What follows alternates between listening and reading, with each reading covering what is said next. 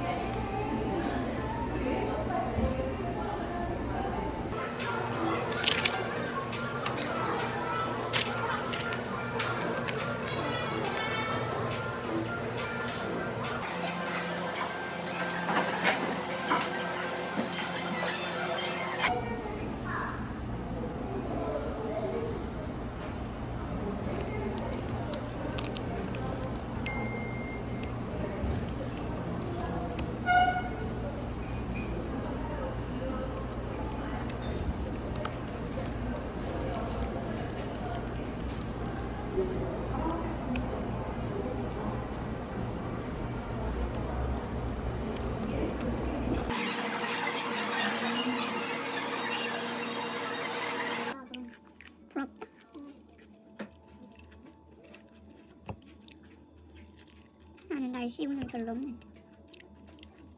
나 몬테리냥 가고 싶어. 따로 가도 되니까 그냥 날씨 있나.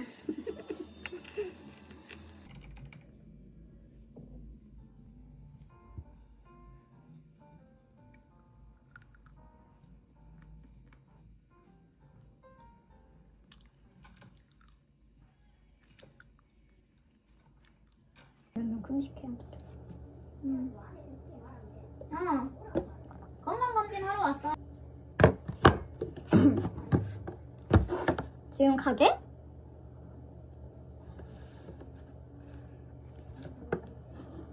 금식하고 가야 돼.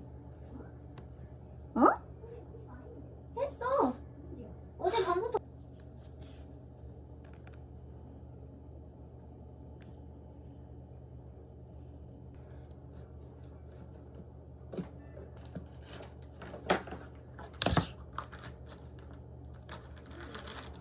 어? 공짜야?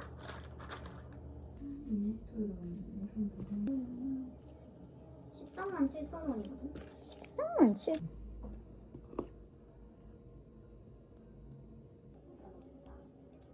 응? 내가 비싼 데를 보고 있어서 비싼가 봐.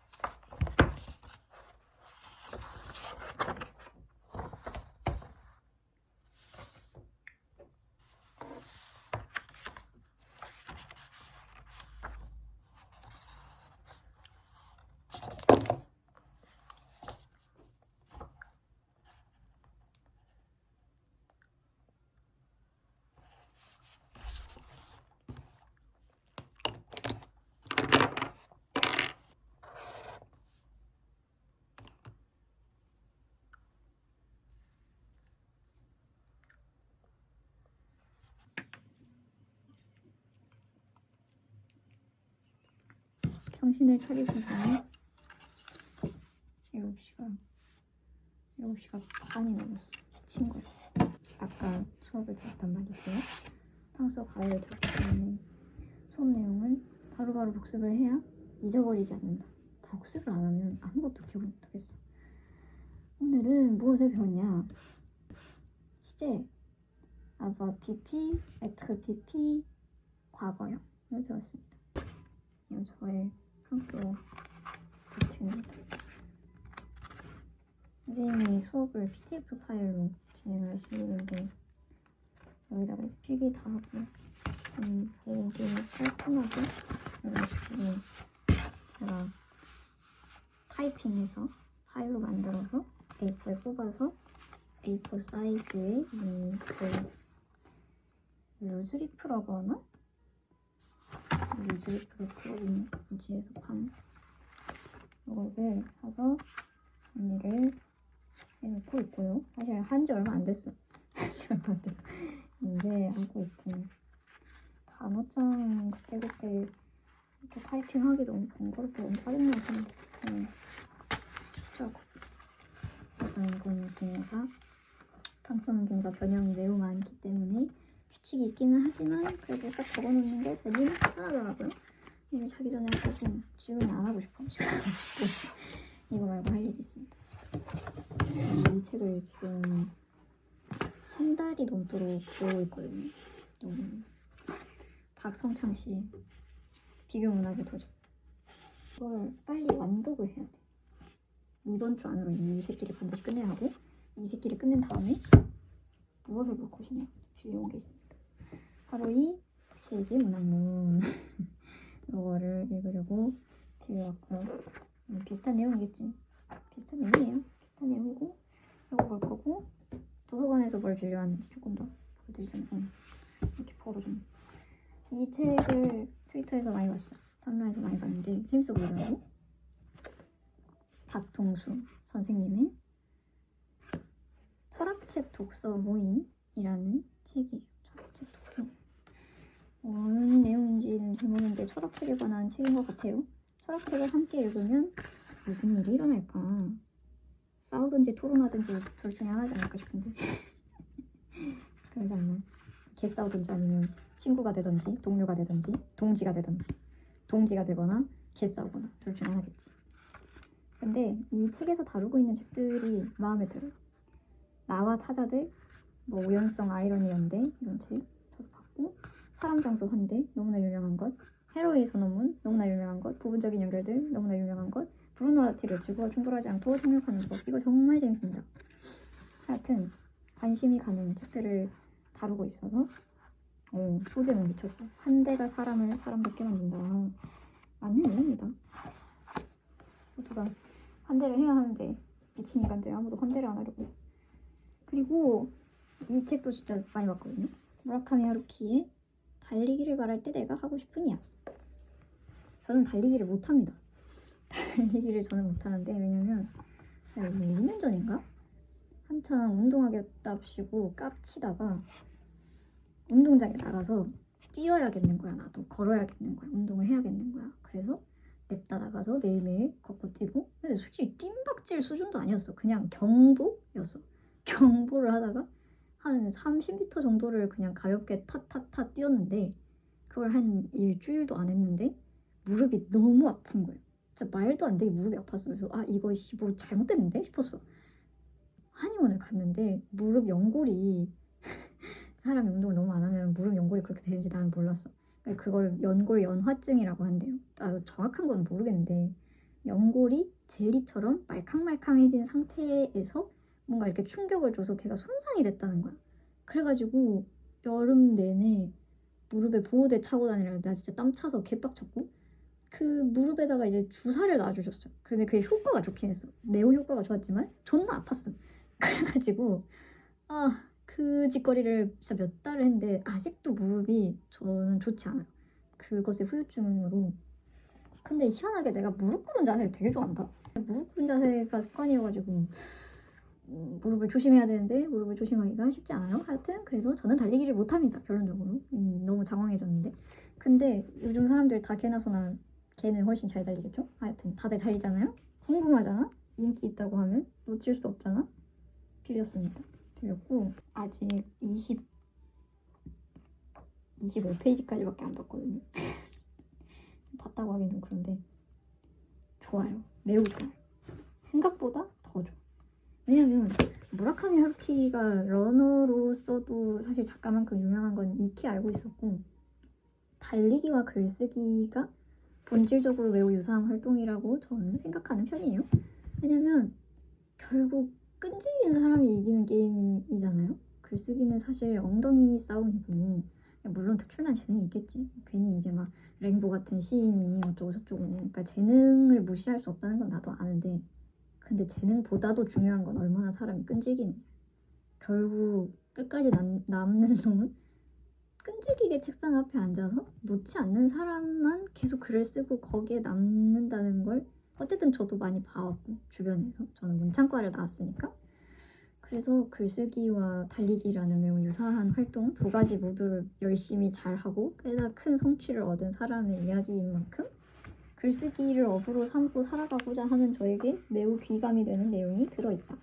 그래서 초반에 19페이지에 아예 관련된 이야기를 하는 부분이 있어요. 뭐라고 하냐면, 장편 소설을 쓰고 있을 때와 똑같은 요령이다. 더 쓸만하다고 생각될 때 과감하게 펜을 놓는다. 그렇게 하면 다음날 집필을 시작할 때 편해진다. 그러니까 계속하는 것, 리듬을 단절하지 않는 것, 장기적인 작업을 하는 데에는 그것이 중요하다. 일단 리듬이 설정되어지기만 하면 그 뒤는 어떻게든 풀려나간다. 그러나 탄력을 받은 바퀴가 일정한 속도로 확실하게 돌아가기 시작할 때까지는 계속 가속하는 힘을 멈추지 말아야 한다는 것은 아무리 주의를 기울인다고 해도 지나치지 않다. 너무 좋은 말이에요. 저는 재능이 딱히 없고, 근데 유일한 재능이라고 하면 꾸준히 하는 것만 잘하는 사람이거든요. 내가 머리가 좋진 않아. 기억력이 진짜 나빠. 내 생각에는 내가 너무 오랫동안 우울증 환자로 살아서 우울증도 심했고, 공황장애도 심했고, 불안장애도 심했고, 물론 지금은 아닙니다만 최근엔 좀 우울증이 도지긴 했지. 공황장애가 아직도 있긴 하지. 그치만 많이 좋아졌어.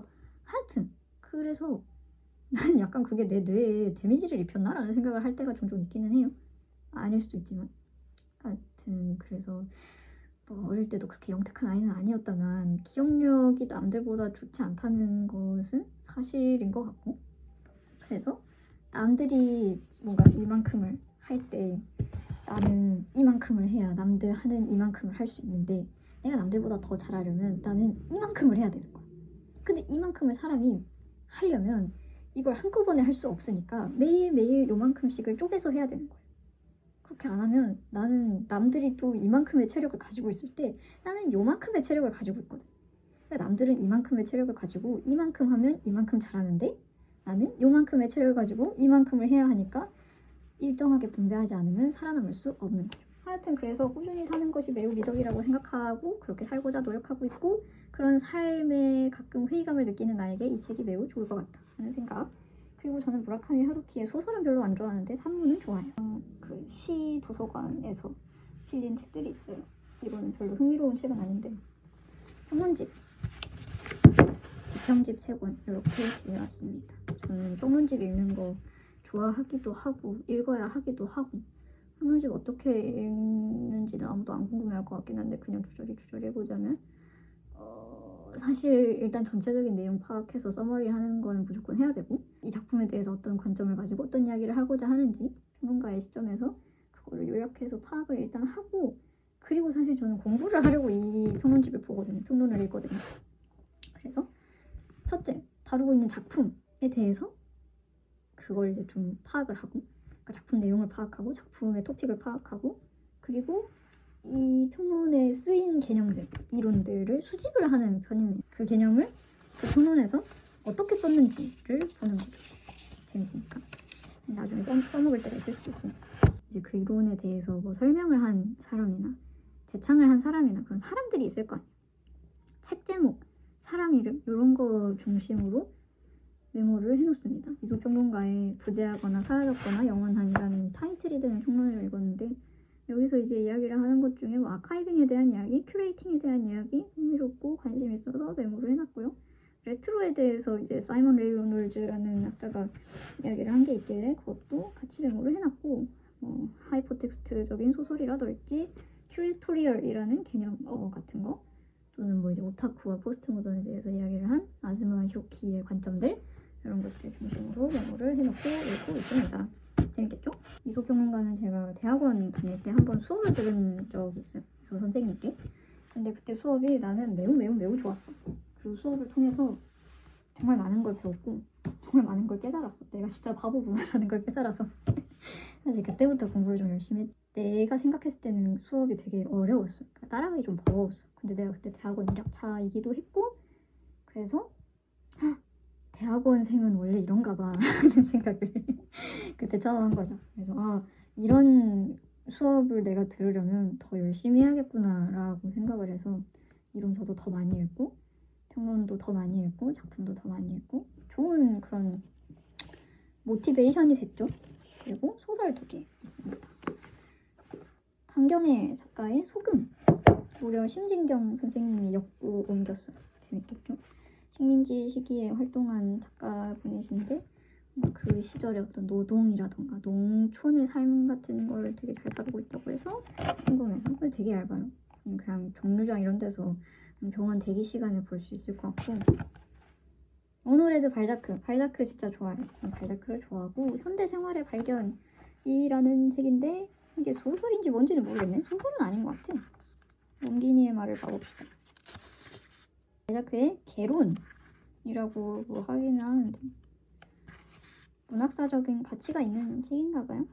재밌을 것 같아서 재밌겠죠 당연히 발자크가 하는 얘기인데 그리고 현대생활의 발견이라잖아. 당연히 재밌겠지. 기대가 됩니다. 이렇게 두 번 있습니다.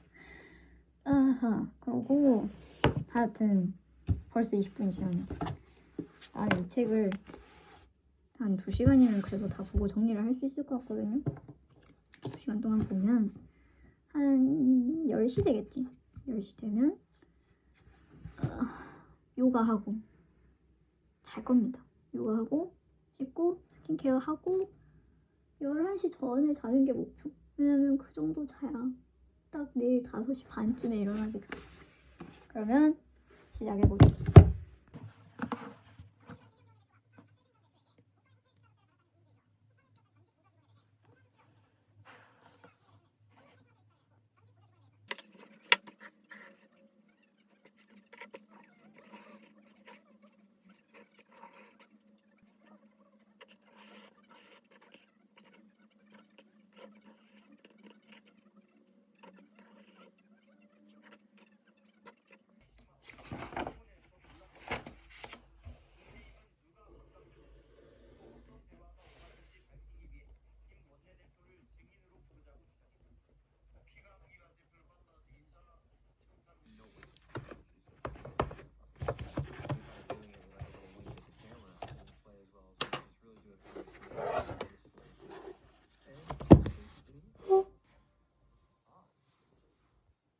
What's going on? You're watching the Stranger Things fan channel marathon, and man, I love that scene. It's top tier. Yeah, great stuff.